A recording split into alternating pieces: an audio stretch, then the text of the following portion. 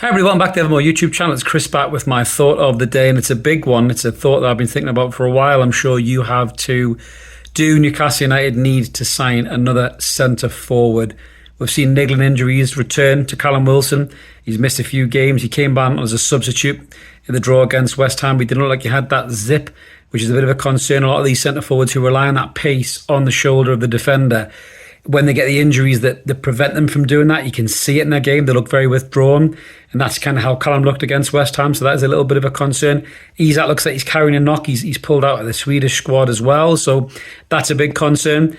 They have both had injuries since they've been in Newcastle United, and I really feel that the centre-forward position was an area that was missed in the summer transfer window, and I think it's something that maybe is going to be a bit of an issue for us. Now, I've seen some banter on social media about Newcastle are going to sign a centre-forward in the summer transfer window, and I think they're talking about a big centre-forward. Whether you believe that ITK stuff or not, I think there is definitely going to be movement in that position. But for me personally, I think Newcastle need to sign that player in January. I think we need a centre-forward in January, but the question is, what do you do? Do you go big and do you buy a big name player?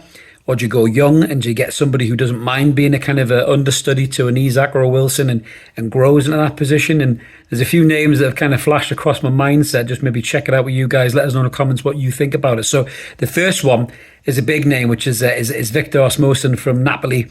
Obviously, he's a fantastic centre forward. We know what's going on with Napoli and him at the moment. It doesn't look good there.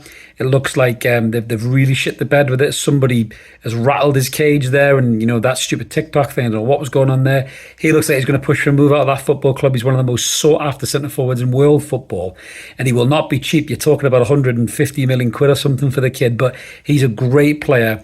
But he wouldn't want to come to Newcastle and be a rotated centre forward. He'd want to be the main man. So that could be an issue, I think, on that one. I can't see that deal really being the one that goes through, as much as it would be an unbelievable signing.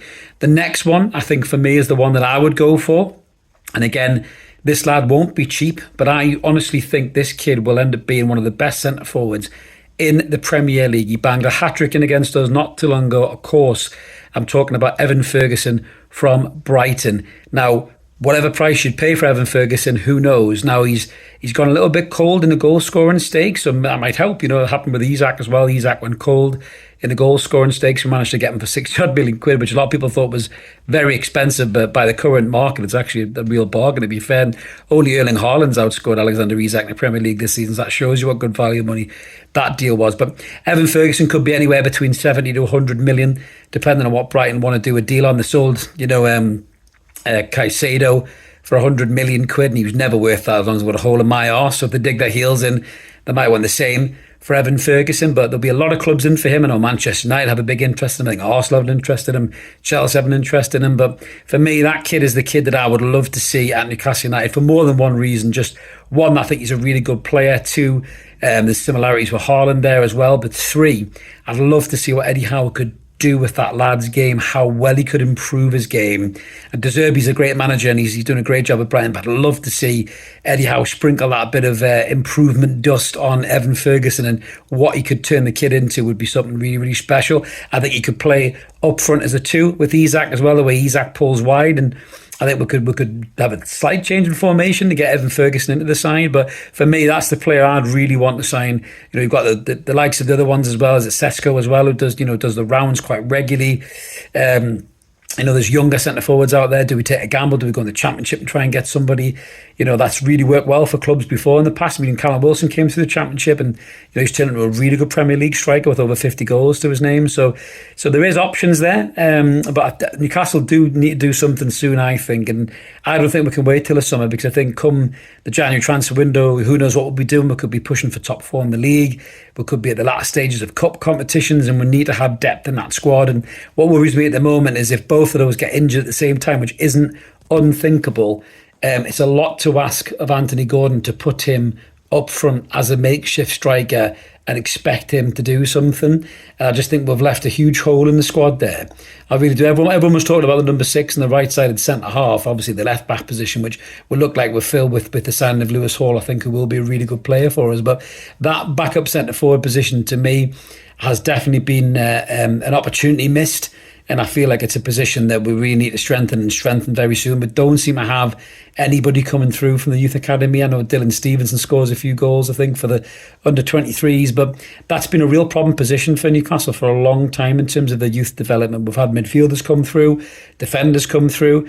Even wingers, Rolando Aarons at one point looked like he was going to be the next Raheem Sterling, and then turned out to be a bit of a knacker, didn't he, in the end, really? But I think the striker position has always been a real issue, which is crazy when you think about the iconic Alan Shearer figure that loomed large over Newcastle for such a long period of time, that we don't seem to have a lot of good northeast centre forwards coming through. Adam Armstrong has went on to do good things for Blackburn, obviously, and he's playing well for Southampton as well in the Championship. He never quite cut it in the Premier League. Adam Campbell before him as well. They had flashes of something, but they just didn't look like they could step up into the Premier League. So that is an area that I think Dan Ashworth, in terms of the development of the youth academy, has to look at, has to address.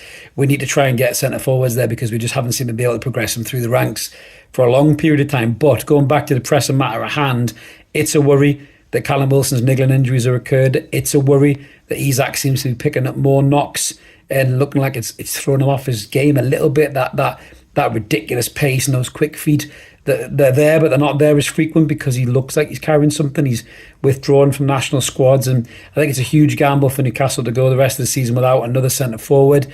Do they wait till the summer and go big? Let us know what you guys think in the comments below. We always like to hear that from you guys, whether it's somebody in January, a loan deal, or a young player, or it's a big name in the summer to basically come in and be the new number 9 moving forward. We'd love to hear what you guys have to say about it. Let us know the name that you think you'd like to sign. Is it one of the ones I've mentioned? Is it somebody else I haven't mentioned?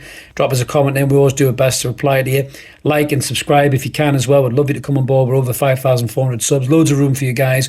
And if you want to become a member, there's an option there too. It's less than a pint of lager a month, and it's loads of great Newcastle United banner and some other things as well when we have a rant about football in general. But until then, have a cracking day wherever you are. We'll catch you there, everybody. Cheers, bye.